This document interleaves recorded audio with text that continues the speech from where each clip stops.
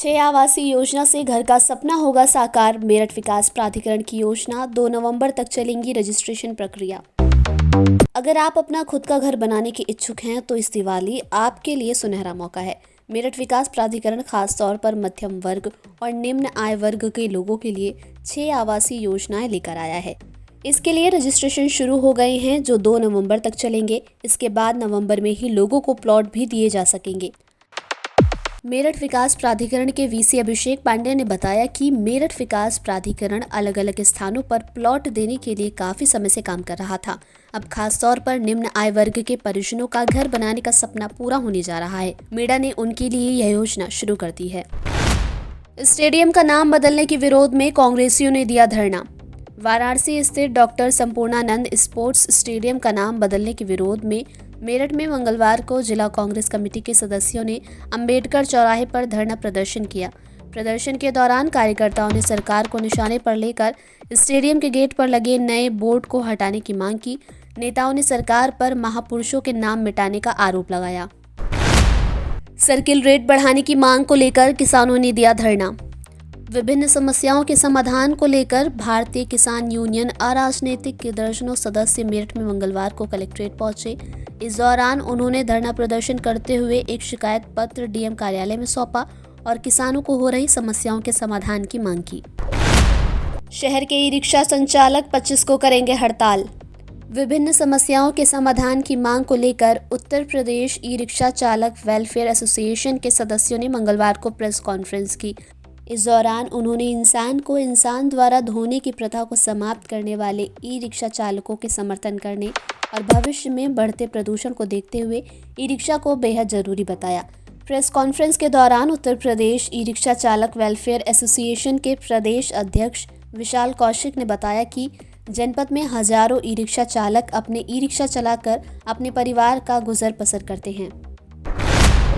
नया कनेक्शन लेना या फिर से जुड़वाना हुआ सस्ता। पावर कॉर्पोरेशन ने समाप्त की जीएसटी। अब सिर्फ डिपॉजिट वर्ग पर देना होगा जीएसटी। यूपी के उपभोक्ताओं को अब नया कनेक्शन लेने, कटे कनेक्शन को जुड़वाने, बिजली चोरी की स्थिति में होने वाले आकलन आदि में 18% जीएसटी नहीं देना होगा। अब सिर्फ डिपॉजिट वर्ग पर 18% जीएसटी देना होगा। इस संबंध में पावर कॉर्पोरेशन ने आदेश जारी कर दिया है। मेरठ में साइबर ठगों ने कारोबारी को किया डिजिटल अरेस्ट। शक होने पर परिजनों ने दरवाजा तोड़कर बाहर निकाला, तब हुआ खुलासा। बैंक खातों को फ्रीज कराया।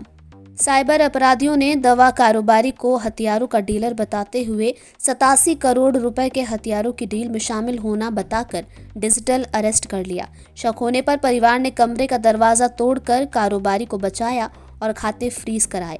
कॉल करने वाले साइबर अपराधियों ने खुद को मुंबई क्राइम ब्रांच का अफसर बताया और गिरफ्तारी का डर दिखाया। इसके बाद पीड़ित को करीब 1 घंटे कमरे में बंद कराकर रखा। इस दौरान दवा कारोबारी के दोनों बैंक, 4 खातों और आधार की जानकारी ले ली। शुक्र ये रहा कि कारोबारी की मौसेरी बहन मकान में ही मौजूद थी और शक होने पर उन्होंने गेट खुलवा लिया। इसके बाद परिजनों ने तुरंत ही कारोबारी के बैंक खातों को फ्रीज कराया है।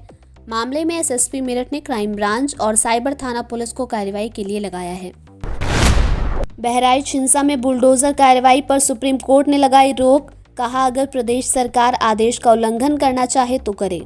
बहराइच हिंसा के आरोपियों द्वारा सुप्रीम कोर्ट में बुलडोजर एक्शन पर याचिका दायर की गई, जिस पर सर्वोच्च न्यायालय बुधवार को सुनवाई करने को तैयार हो गया। याचिकाकर्ताओं के वकील सीयू सिंह ने न्यायमूर्ति बीआर गवई और न्यायमूर्ति केवी विश्वनाथन की पीठ के समक्ष बहराइच में बुलडोजर एक्शन पर तत्काल सुनवाई की मांग की।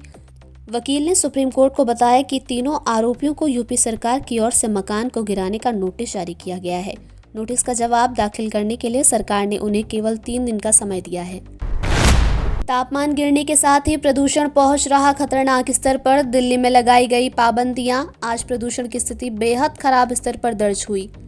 दिल्ली और एनसीआर में अब जल्द ही सर्दियां आने वाली हैं। तापमान में होने वाली गिरावट के साथ ही प्रदूषण खतरनाक स्तर पर पहुंच गया है। दिल्ली में 94 दिनों के बाद मंगलवार को प्रदूषण की स्थिति बेहद खराब स्तर पर दर्ज हुई है। दिल्ली वासी इस दौरान बेहद खराब हवा में सांस लेने को मजबूर हो रहे हैं। दिल्ली की औसत वायु गुणवत्ता 310 के स्तर पर पहुंच चुकी है। प्रधानमंत्री नरेंद्र मोदी रूस के हेरिटेज शहर कजान पहुंचे। उनके आगमन पर प्रधानमंत्री मोदी का तातारस्तान गणराज्य के प्रमुख रुस्तम मिनीखानोव ने गर्मजोशी से स्वागत किया। प्रधानमंत्री मोदी ने 16वें ब्रिक्स शिखर सम्मेलन के मौके पर कजान में रूसी राष्ट्रपति व्लादिमीर पुतिन से मुलाकात की और द्विपक्षीय बैठक की। बिहार के किशनगंज में केंद्रीय मंत्री गिरिराज सिंह ने किया रोड शो। गांदरबल आतंकी हमले पर केंद्रीय मंत्री गिरिराज सिंह ने कहा, कश्मीर पे उनकी जुबान नहीं खुलेगी क्योंकि हिंदू मारा गया है। अगर गाजा में ट्वीट करते हैं बेचारे, लेकिन बांग्लादेश पर नहीं जुबान खुलती, तेलंगाना पर उनकी जुबान नहीं खुलती। तेलंगाना में जिस ढंग से मंदिरों को तोड़ा जा रहा है, यही मैं कहता हूं, अब देश के हिंदू एक हो और प्रतिकार करो, जहां हो वहां। खबरों को विस्तार से पढ़ने के लिए www.shardaexpress.com वेबसाइट को विजिट कीजिए।